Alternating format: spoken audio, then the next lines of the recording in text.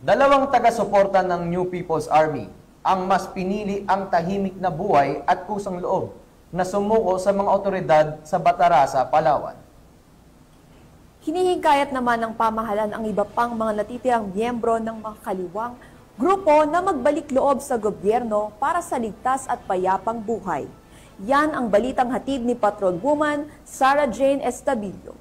Dalawang taga-suporta ng dating Bienvenido Valle Command ng KLG South New People's Army Palawan ang kusang loob na sumuko sa mga otoridad sa Barangay Bono Bono, Bataraza, Palawan. Neto lamang February 2025. Ang matagumpay na pagsuko ay resulta ng masinsinang operasyon ng intelligence team na pinangunahan ng 1st Palawan Provincial Mobile Force Company sa pangunguna ni Police Lieutenant Colonel Christopher L. Navida, katuwang ang Provincial Intelligence Unit, Bataraza Municipal Police Station, PIT Palawan RIU-4B at 401st Battalion Mobile Company RMFB-4B. Layunin ng mga operasyon na ito na matulungan ng mga sumukong individual na makabalik sa mapayapang pamumuhay kasama ang kanilang pamilya. Pinagtitibay din nito ang kampanya ng pamahalaan laban sa insurhensya sa rehiyon. Ang 1st PPMFC ay patuloy na naninindigan sa misyon nitong magbigay ng proteksyon at katiwasayan para sa mga mamamayan ng Palawan.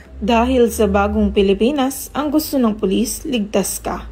Mula dito sa home of the Police Eco Warriors, Calapan City, Oriental, Mindoro, ako po ang inyong PNN correspondent, Patrolwoman Sarah Jane Estabilio, alagad ng batas, tagataguyod ng balitang pulis.